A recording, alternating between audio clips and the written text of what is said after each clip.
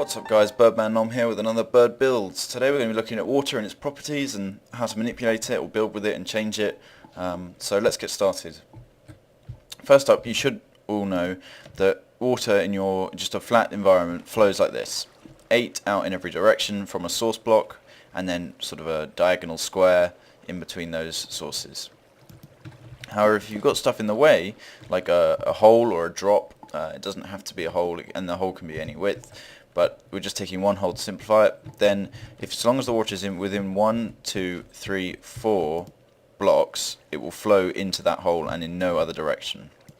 If I move it back one block, it flows out in its usual pattern, still down the hole, which means there's no edge bit, but it still flows out as it would. Now, once you've got this pattern, like that, you can move it round. However, if you move it directly to the right, it doesn't flow. It flows in every direction because it's too far away for the effect to have noticed. So you have to move it diagonally. So this is where we were.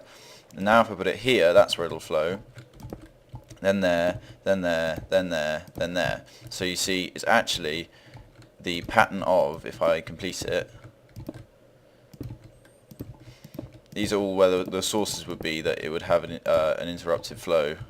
So it's actually the pattern of this 4 by 4 square. So it's like a half and your normal source blocks flow. And just to demonstrate this pattern, I'll get rid of some of this stuff, and I'll put one there, so it flows out, but then in, only in that direction.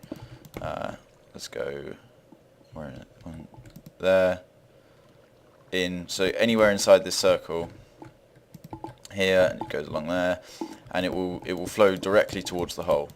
So that's 4 blocks, and then in all the straight directions, and then just diagonal connections between them. So not a circle, but more of a pyramid.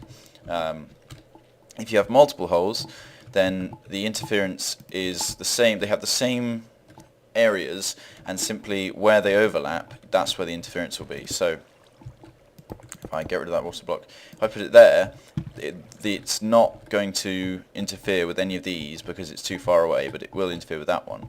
But if I put it, I think, there, then you can see its overlap between the two ranges of the holes means it flows into both with an identical pattern. And so you can work through that as you like. And finally, a bit of vertical disruption. If the source block is placed straight like that, it will flow in all 4 directions and then down.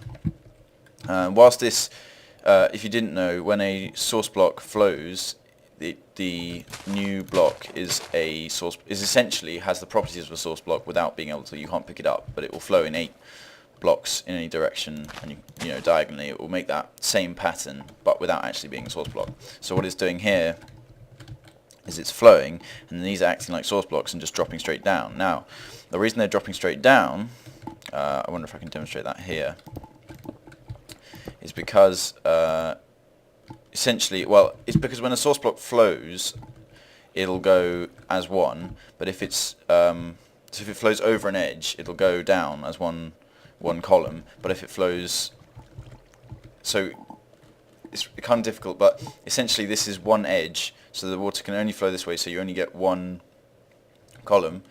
Here you've got 4 edges, so you get 4 columns, but if I let's bring this out,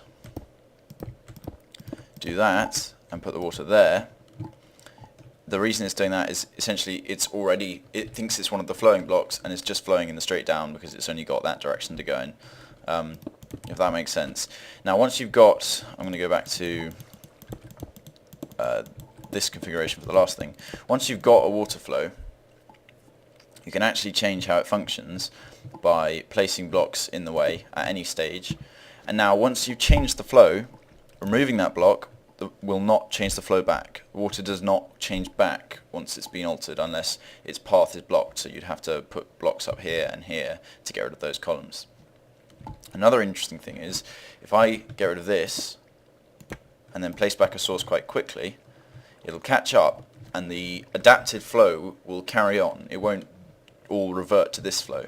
So any shapes that you make with the water will stay unless they are completely exhausted. So if I make an interesting shape, the only way to replace this to get a different one would be to delete it by putting a block in its way or picking it up with a bucket, waiting as it eventually will go all the way down, and then placing it back on to get the original flow.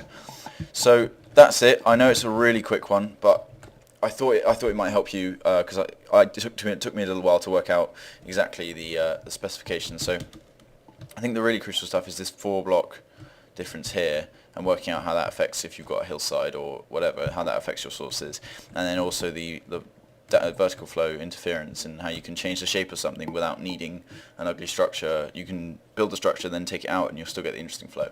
So, hope it's been helpful. Hope you enjoyed it. Make sure to leave a like. So that, let me know that you liked it, and leave comments down below letting me know if there's anything else you'd like tutorials on. Hit subscribe if you haven't already, and check out my channel for my other videos. Thanks a lot, guys. I'll see you next time. Bye.